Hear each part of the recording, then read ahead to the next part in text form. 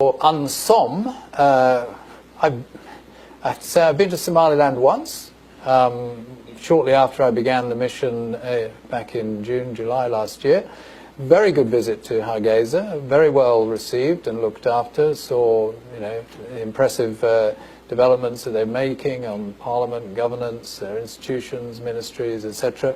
And then I went for a last meeting of the program with President Siilaanyo, and President Siilaanyo was very polite and very charming, but told me not to come again.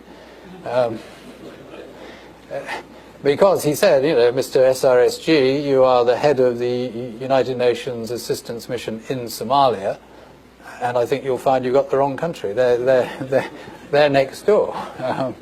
And your mandate from the Security Council to, promote federalism, constitution review, elections, and things like that. Well, how on earth are you going to do that in Hargeisa? Why? Or, how dare you think of doing that in Hargeisa, etc. And I can entirely understand from their end of the telescope why they said that and why they felt that. I think it's slightly regrettable because the UNSOM does many things other than just the support for the political process. We're also supporting security sector reform, rule of law, justice. We're also doing a large amount on human rights, capacity building, as well as monitoring and reporting. All of those things, I would say, would be of relevance and interest, indeed benefit to Hargeisa and Somaliland.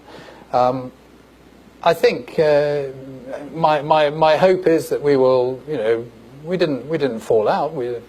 As I say, I respect their view on this, and I think there will come a time when we will probably sit down and talk it through again. And I'm always very open to that conversation.